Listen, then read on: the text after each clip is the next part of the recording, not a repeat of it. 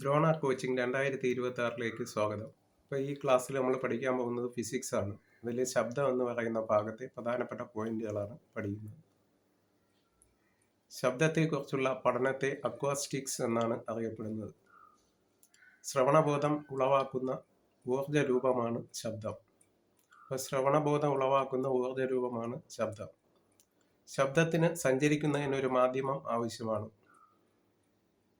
ശബ്ദത്തിന് സഞ്ചരിക്കാൻ മാധ്യമം ആവശ്യമാണ്. ശൂന്യതയിൽ കൂടി ശബ്ദത്തിന് സഞ്ചരിക്കാൻ കഴിയില്ല. കമ്പനം മൂലമാണ്, വസ്തുക്കളുടെ കമ്പനം മൂലമാണ് ശബ്ദം ഉണ്ടാകുന്നത്. ശബ്ദത്തെക്കുറിച്ചുള്ള പഠനം അക്വാസ്റ്റിക്സ് എന്നറിയപ്പെടുന്നു. ശ്രവണബോധം ഉളവാക്കുന്ന ഊർജ രൂപമാണ് ശബ്ദം. കമ്പനം മൂലമാണ് ശബ്ദം ഉണ്ടാകുന്നത്. ഈ ശബ്ദത്തിന് സഞ്ചരിക്കുവാൻ ഒരു മാധ്യമം ആവശ്യമാണ്. ശൂന്യതയിൽ ശബ്ദം സഞ്ചരിക്കാറില്ല. ഇനി ഒരു ശബ്ദം അനുഭവപ്പെടുന്നതിന് ആവശ്യമായ ഘടകങ്ങൾ എന്തൊക്കെയാണ്? ഒരു ശബ്ദം അനുഭവപ്പെടുന്നതിന് ആവശ്യമായ ഘടകങ്ങൾ എന്തൊക്കെയാണ്? 1 ശബ്ദ സ്രോതസ്, 2 മാധ്യമം, 3 ശ്രവണേന്ദ്രിയം. ശബ്ദ സ്രോതസ് എന്ന് പറഞ്ഞാൽ ശബ്ദം പുറപ്പെടുവിക്കുന്ന വസ്തുക്കളെയാണ് ശബ്ദ സ്രോതസ് എന്ന് പറയുന്നത്. പകർത്തിയാലുള്ള ശബ്ദ സ്രോതസ്സുകൾ ആണ് സ്വനപേടകം, ഇടിമുഴക്കം, വെള്ളച്ചാട്ടം തുടങ്ങിയവ. എന്നാൽ മനുഷ്യനിർമ്മിതമായ ശബ്ദ സ്രോതസ്സുകളുണ്ട്.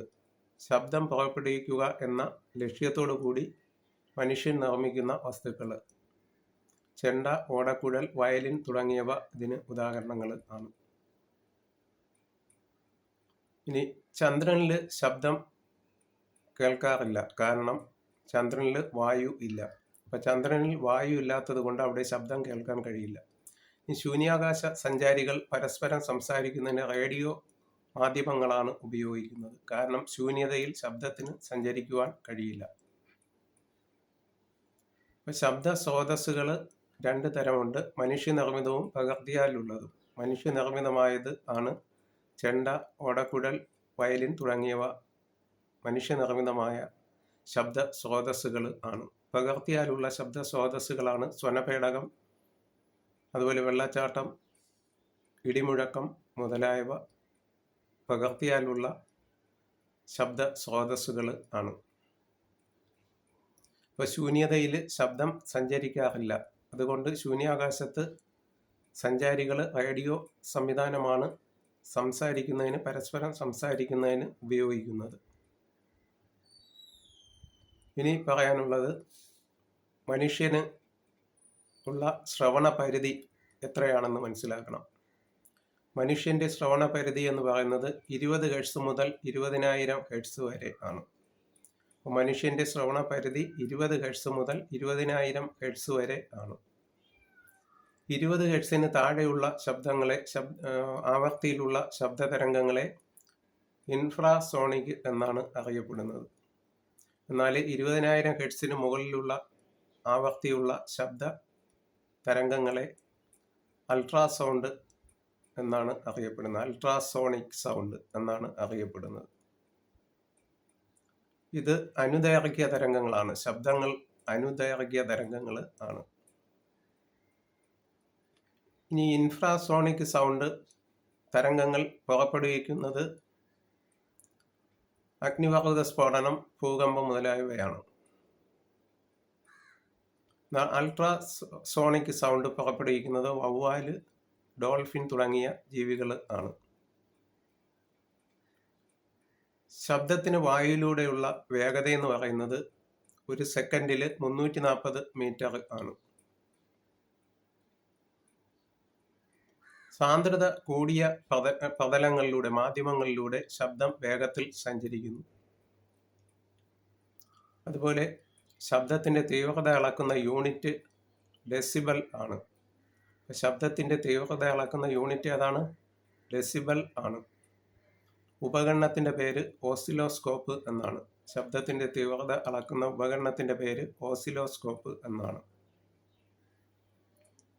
അപ്പം മനുഷ്യന് അനുഭവവേദ്യമായ ശബ്ദ പരിധി എന്ന് പറയുന്നത് 20 ഹെർട്സ് മുതൽ 20,000 ഹെർട്സ് വരെ ആണ്. 20 ഹെർട്സിൽ താഴെയുള്ളത് ഇൻഫ്രാസോണിക് സൗണ്ട് എന്നും 20,000 ഹെർട്സിന് മുകളിലുള്ളതിനെ അൾട്രാസോണിക് സൗണ്ട് എന്നുമാണ് അറിയപ്പെടുന്നത്. അപ്പോൾ ശബ്ദ തരംഗങ്ങൾ അനുദൈർഘ്യ തരംഗങ്ങൾ ആണ്. ശബ്ദ തരംഗങ്ങൾ എന്താണ്? അനുദൈർഘ്യ തരംഗങ്ങൾ ആണ്. ഇൻഫ്രാസോണിക് സൗണ്ട് പുറപ്പെടുവിക്കുന്ന മേഖലകൾ ഭൂകമ്പം, അഗ്നിപർവ്വത സ്ഫോടനം തുടങ്ങിയവയാണ്. എന്നാൽ അൾട്രാസോണിക് സൗണ്ട് പുറപ്പെടുവിക്കുന്നത് വവ്വാല്, അതുപോലെ ഡോൾഫിൻ തുടങ്ങിയ ജീവികളുടെ ശബ്ദങ്ങൾ ആണ്.